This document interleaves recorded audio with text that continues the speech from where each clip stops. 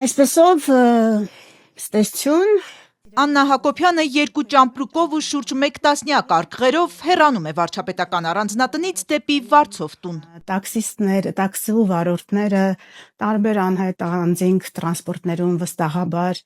տարբեր տեղեկատվություն կտարածեն իմ մասին, մասնավորապես թե ոնց եմ ես այս տունը վերցրել հիմքից եւ հետս տարել։ Այսօր վաղ առավոտյան նա տեսագրություն է տարածել, որ 2 օր առաջ է նկարահանվել։ Այստեղ հայտարարում է Նիկոլ Փաշինյանից բաժանվելու մասին։ 10 օր առաջ էր Հակոբյանը իրենց քաղաքացիական ամուսնության ավարտի մասին գրել։ Այդ ժամանակ շատերը ենթադրեցին, թե նրանք պաշտոնապես գրանցել են իրենց ամուսնությունը։ Հիմա Հակոբյանը հավաքած իրերն է ցույց տալիս, ասում սերը խոսելով չի։ Չեմ ուզում ասել սիրում եմ բոլորիդ, որովհետև իմ կարծիքով սերը մի բան է, որը ոչ թե պետք է ասել, այլ պետք է գործողությունով ցույց տալ, հոգատարությամբ։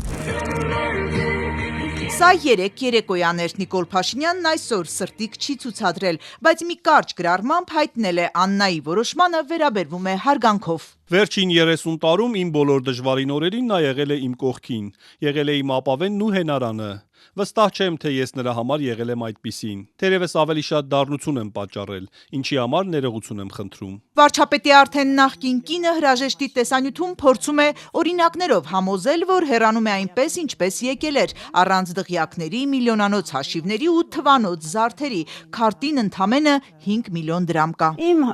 քարտին կա գումար իմ քայլը հիմնադրամի աշխատավարձից եւ եկամտային հարկի վերադարձից կուտակված գումար, դա հիշում եմ, որտեվ ամեն անգամ բացել ես երևում է 5 միլիոն դրամ։ Տուփերով զարդեր է նվեր ստացել, հանձնում է պետությանը, ինչպես նաև այն հագուստը, որ կրել է արարողակարգային տարբեր միջոցառումների ժամանակ։ Դրանց մի մասը խիստ քննադատության էր արժանացել։ Այստեղ Հակոբյանն արդարանում է, փող չի ունեցել, հայ դիզայներներն են նվիրել կամ ժամանակավոր հագուստ տվել իրեն։ Այս տարիների ընթացքում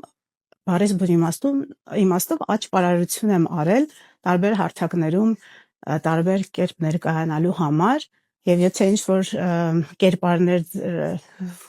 հուսահատեցրել են կամ վրդովեցրել են, կներեք իհարկե։ Պետական պահպանությունից էլ է հրաժարվում Աննա Հակոբյանը, խնդրում չվիրավորել իրեն, եթե մենակ զբոսնելիս տեսնեք, եւ քանի որ տուն, փող չունի, ցանկանում է պահպանել աշխատանքը Իմ քայլը հիմնադրամում։ Կարծում եմ, որ միայն իմ ցանկությունը թերևս բավարար չէ սրա համար, եւ բացի այդ, դատելով երեկվա հակակոռուպցիոն կոմիտեի եւ լրագրողի միջև տեղի ունեցած հարցի պատասխանից չի բացառվում, որ ես քրեական պատասխանության ենթարկվեմ որպես Իմ քայլը հիմնադրամի գործադիր տնօրեն։ Օրեր առաջ ընդդիմություններ է հազանգել, որ Իմ քայլը հիմնադրամն անգլերենի անվճար դասեր է խոստանում։ Սա համարում են ընտրություններից առաջ բարեգործության արգելքի խախտում։ Հակակոռուպցիոն կոմիտեի նախագահն ասել էր ուսումնասիրում են հարցը։ Այսօր կոմիտեից տեղեկացանք, Աննա Հակոբյանին առնչվող քրեական գործ չկա։ Կյանք է, գուցե եւ հնարավոր է այդպիսի զարգացում, ինչ արած կապրենք կտեսնենք։ Սա սերիալ է, արդյունքներով նայեցի շոուի նոր սեզոնի եթերաշրջանը համարում ենք բացված, կլոունադա է, ձեր կամքն ամուր է քարիցել, կարդում ենք բաժանվող զույգի մեկնաբանություններում, շատ են չկողմնորոշվածները խորհրդարանական ընտրություններից 3 ամիս առաջ, այս դրաման իրական է, թե բեմադրված։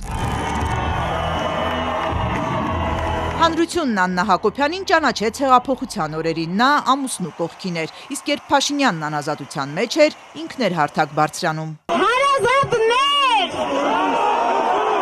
դուք ինչքան շատ եք։ Առաջին տիկնոջ կարգավիճակում, սակայն Հակոբյանը հաճախ էր քննադատության թիրախում հայտնվում, թիվ 1 օդանավի ակտիվ ուղևոր լինելը դրանցից մեկն էր։ Ես իմ ամուսնուն շատ եմ սիրում։ Ես ինչ ասեմ։ Քննադատություններն ակտիվացան 44-օրյա պատերազմի ընթացքում ու հետո միանշանակ չէր ընկալվում առաջին տիկնոջ նախաձեռնած Էրատո կանանց ջոկատը, որ մարտական դիրք էր պահպանում նույնիսկ եռակողմ հայտարարության ստորագրումից հետո։ Արցախի շրջափակման ցրտաշունչ օրերին Աննա Հակոբյանն Ինստագրամի իր էջում ռիլ էր տեղադրել մոմերի, բուխարու ջերմության ներքո ֆուտբոլի աշխարհի առաջնությանն է հետևում։ Դատարկ խանութների ու սովի օրերին վարչապետի կինն իրենց աճեցրած բանջարեղենի, ապա ապուրի լուսանկարներ էր հրապարակում։ Վերջին տարում առաջին տիկինն ակտիվ քարոզում էր գիրք կարդալ ու կրթվել, իր նախաձեռնած կրթվելը նորաձև է շարժման շրջանակներում։ Այստեղ էլ անսպասելի բառապաշար էր ընտրում հանրությանը դաստիարակելու համար։ Էշ, ոչիլ, ինտելեկտուալ ղզիկներ, հիմնավորում էր Ես շարունակում եմ առաջարկել եւ հուսալ, որ մեր հանրային խոսքի որակը կփոխվի, մակարդակը հատակից կբարձրանա։ Քանի դեռ այս առաջարկը ծաղրի ու հայոյանքի է արժանանում, պատասխանը կլինի համարժեք։ Հետո արդեն ամենակոշտ սրբապիղծ ու մանկապիղծ բառերով միացավ ամուսնու հակակաթողիկոսական արշավանքին։ Հնդածս չինական փիլիսոփայություն էր սովորում Պեկինի համալսարանում։ 大家好，